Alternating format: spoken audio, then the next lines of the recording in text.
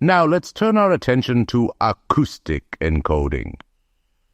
You are driving in your car and a song comes on the radio that you haven't heard in at least 10 years, but you sing along recalling every word. In the United States, children often learn the alphabet through song, and they learn the number of days in each month through rhyme. 30 days hath September, April, June, and November. All the rest have 31, save February, with 28 days clear, and 29 each leap year. These lessons are easy to remember because of acoustic encoding. We encode the sounds the words make. This is one of the reasons why much of what we teach young children is done through song, rhyme, and rhythm.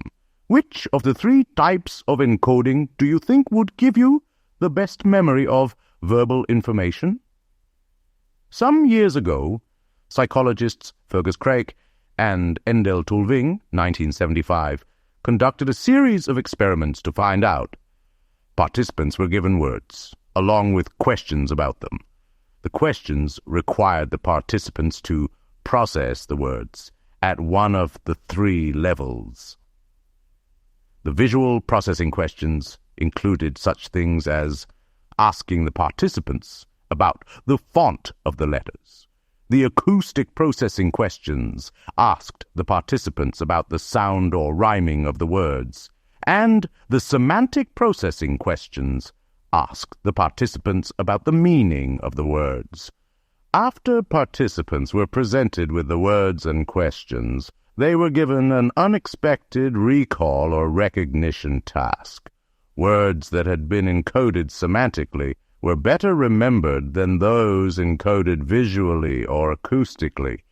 Semantic encoding involves a deeper level of processing than the shallower visual or acoustic encoding. Craik and Tulving concluded that we process verbal information best through semantic encoding, especially if we apply what is called the self-reference effect. The self-reference effect is the tendency for an individual to have better memory for information that relates to oneself in comparison to material that has less personal relevance. Rogers, Kuiper, and Kirker, 1977. Could semantic encoding be beneficial to you as you attempt to memorize the concepts in this chapter? Storage. Once the information has been encoded, we have to somehow retain it. Our brains take the encoded information and place it in storage. Storage is the creation of a permanent record of information.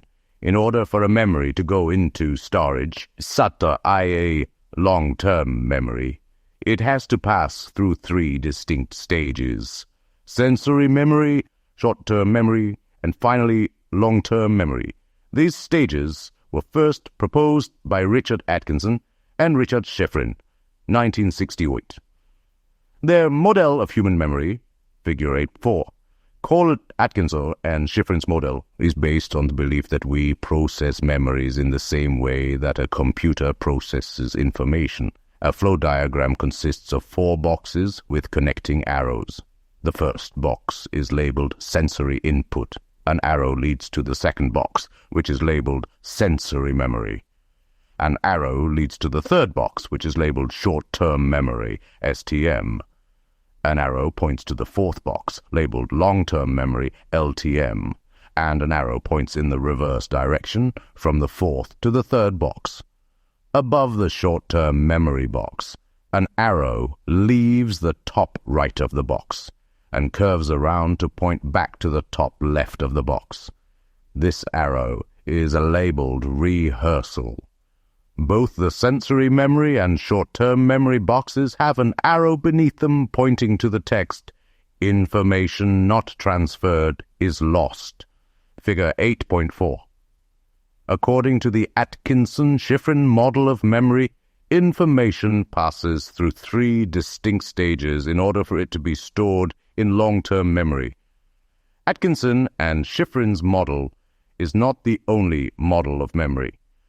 Baddeley and Hitch, 1974, proposed a working memory model in which short-term memory has different forms. In their model, storing memories in short-term memory is like opening different files on a computer and adding information. The working memory files hold a limited amount of information. The type of short-term memory, or computer file, depends on the type of information received. There are memories in visual spatial form, as well as memories of spoken or written material, and they are stored in 3 short-term systems: a visual spatial sketchpad, an episodic buffer, Baddeley 2000, and a phonological loop.